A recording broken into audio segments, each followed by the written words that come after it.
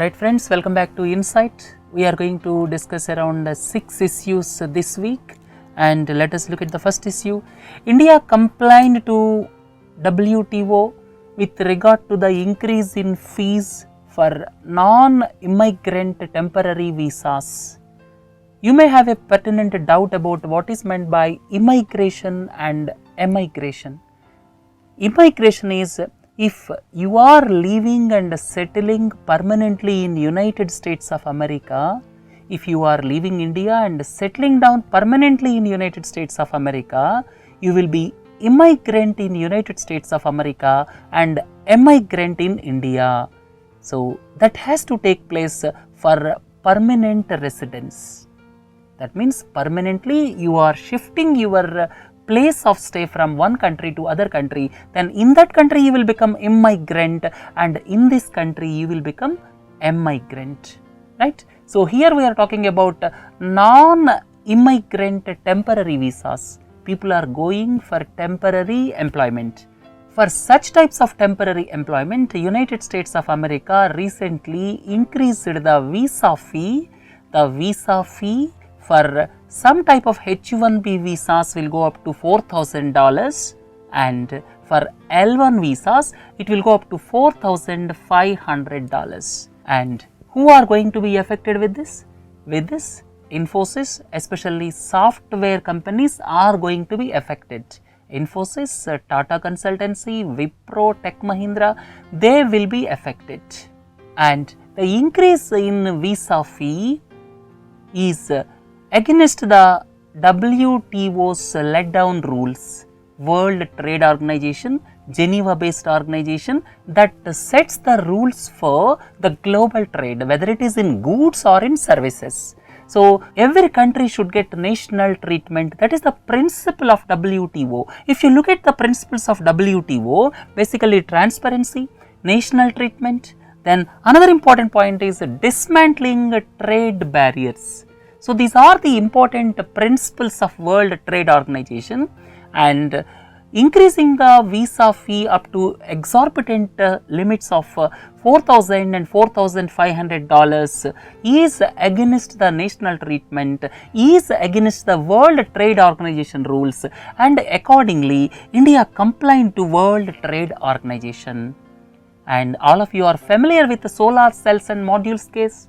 Solar cells and modules case, India imposed domestic content requirement, and United States of America approached World Trade Organization, and World Trade Organization gave its verdict in favor of United States of America.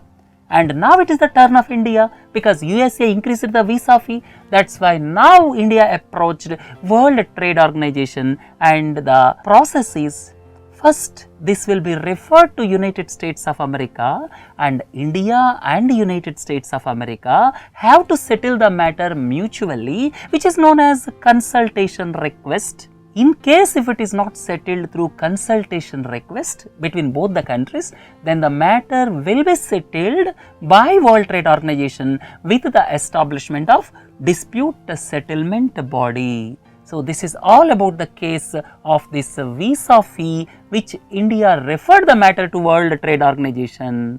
Right friends, let us look at the next issue. NABARD issued tax-free bonds for rupees 3,500 crores. What is meant by tax-free bond? Tax-free bond is the bond where the subscribers will get some tax benefits. The subscribers will get the tax benefits when they are purchasing these tax-free bonds, and as they are getting the tax benefits, the interest rates for tax-free bonds will be less in comparison to other bonds or debentures. That is fundamental point. Second important point is who will give approval for floating tax-free bonds. Basically, government will take decision with regard to issue of tax-free bonds, and CBDT, that is Central Board of Direct Taxes, will be the authority which gives approval for tax-free bonds. Third, you may have a pertinent question, anyone or everyone is allowed to issue tax-free bonds? Absolutely not. The tax-free bonds are allowed to be issued only for nation building projects, not by everyone, only for nation building projects. You may ask, what are the important nation building projects? Please look into this slide. That is, one is Indian Railway Finance Corporation, then Rural Electrification Corporation. Indian Railway Finance Corporation basically is for procurement of rolling stock and for creation of assets for Indian Railways. If you look at the Rural Electrification Corporation, that is for expanding electrification in rural areas. If you look at the Power Finance Corporation, that is for development of power in the country. If you look at NABARD, it is for agriculture and rural development. So, these tax-free bonds are allowed for the projects which are basically in the nature of nation building, not by everyone. And second point, as I have already told you, the subscribers, whoever subscribe to these bonds will get some tax concessions, right? Normally the interest rates on tax-free bonds is around 7 to 7.5%. So, let us look into the aspect of how the money flows when tax-free bonds are issued. Please look into this slide here. These people are subscribing to tax-free bonds. These people are subscribing to tax-free bonds because they will get some tax benefits, though the interest rate is less. Then that money will go to NABARD. Then what NABARD will do? NABARD will refinance to banks. In turn, banks will give loans for agriculture and rural development. Banks will give loan for agriculture and rural development, and this money, whatever the banks are giving for agriculture and rural development, will be refinanced by NABARD. The organizations like NABARD, like SIDBI, like Mudra Bank, these are examples of refinance organizations. What they will do? They will borrow money at lesser interest and they will refinance banks so as to give loans at lesser interest, right? So, whatever money they are getting from market through this tax-free bonds will go for particular purpose. That's why they are given this approval for floating tax-free bonds, right? So, with this, it is very clear what is the purpose of tax-free bond and how the money utilized and for what purposes these tax-free bonds are floated, right friends? Look at the next issue. NHB is the nodal agency for the implementation of Pradhan Mantri Awas Yojana credit linked subsidy scheme. What is meant by PMAY-CLSS? PMAY-CLSS is Pradhan Mantri Awas Yojana credit linked subsidy scheme, and it will disperse 20,000 crores during 2016-17. First, let us discuss about National Housing Bank. Please look into this slide. National Housing Bank is the fully owned subsidiary of Reserve Bank of India, and it is the regulator for housing sector, and it is headquartered in Delhi. So, the housing sector in this country is regulated by National Housing Bank, which is the subsidiary of Reserve Bank of India, right? And let us discuss about what is the PMAY-CLSS. All of you are very well aware about Government of India wants to construct housing for all by 2022. Government of India wants to ensure that every citizen of this country should have permanent residence by 2022 when the country celebrates the 75th year of independence, right? So, by 2022, the government estimated 2 crore houses are to be built in urban areas by 2022, and so as to ensure this construction of 2 crore houses in urban areas, this Pradhan Mantri Awas Yojana was devised, and this CLSS is credit linked subsidy scheme. This CLSS credit linked subsidy scheme is the scheme where the citizens will get loans at lesser interest rates. That means part of the interest will be subsidized by the government. The interest subsidy which will be given by the government will be 6.5% over a tenure of 15 years. So, if you look at it, government will give interest subsidy of 6.5% over a period of 15 years up to a loan of 6 lakh rupees. So, this is the interest subsidy being given by government. So, if your interest is 10%, then government will pay 6.5% interest and you are required to pay just 3.5%. So, this credit linked subsidy scheme is for economically weaker sections and low income group category. This economically weaker sections, you may ask, who are economically weaker sections? Economically weaker sections are the people whose annual income is up to rupees 3 lakh. And this low income group category are the people whose income is above rupees 3 lakh per annum up to rupees 6 lakh per annum. So, for LIG category as well as economically weaker section category, if you want to construct a house, then Government of India will give interest subsidy of 6.5% over a tenure of 15 years up to a loan of 6 lakhs. So, this entirely will be borne by central government, and this is one scheme contemplated by central government so as to construct 2 crore houses by 2022. And if you look at other schemes, there are other schemes like in situ slum redevelopment, and the other one is affordable housing in partnership. Certain privileges are given to housing companies, whoever are interested to construct houses for economically weaker sections. So, like that, government devised several schemes so as to complete housing for all by 2022. Right friends, let us move on to the next issue, that is EBRD raised rupees 500 crore through masala bonds. Here 2 issues are there. One is the EBRD. EBRD is European Bank for Reconstruction and Development. This is a London based institution, and this was established primarily to develop East European countries.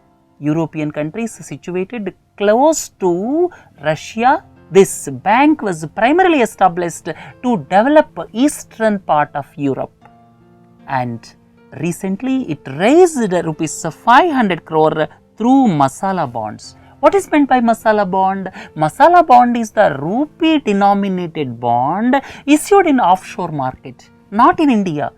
Rupee denominated bond issued abroad is masala bond, and recently they are listed in London Stock Exchange also, and for the first time this rupee denominated bonds were issued in 2013 by IFC. IFC is International Finance Corporation, that is the finance arm of World Bank Group.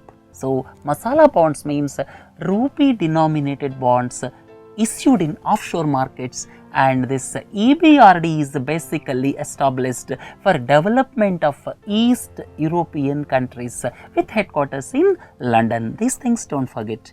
Look at the next one. SFIO probed 196 companies during the last 3 years.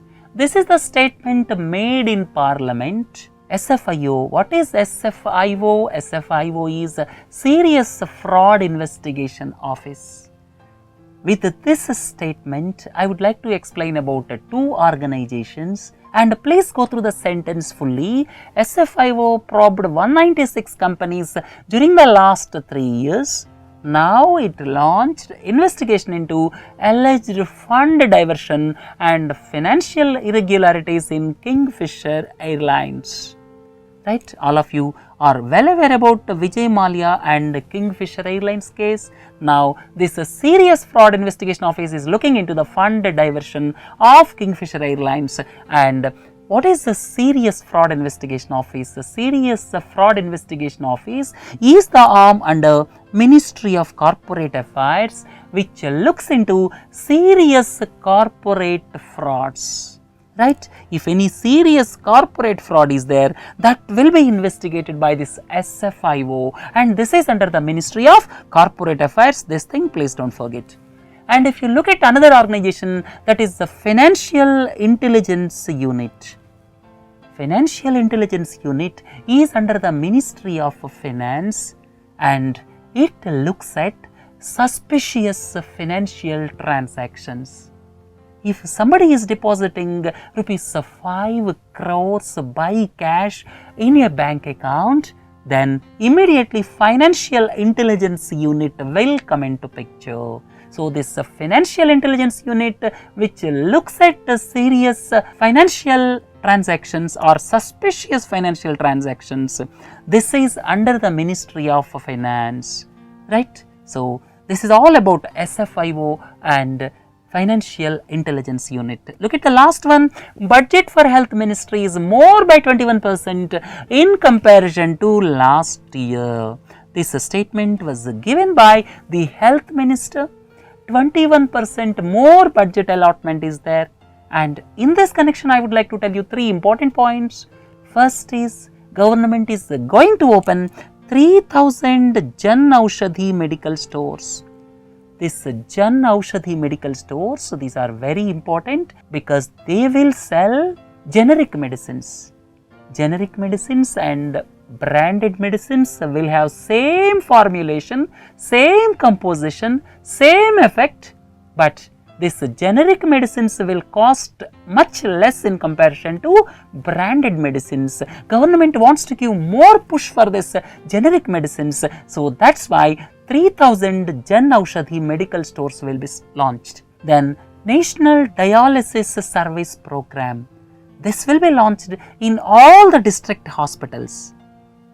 This National Dialysis Service Program, each dialysis costs rupees 2000.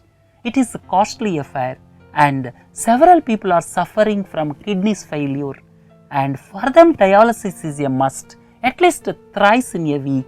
For that, Government of India is planning to introduce this National Dialysis Service Program in all the district hospitals of the country. That is second important point as per budget speech of 2016-17.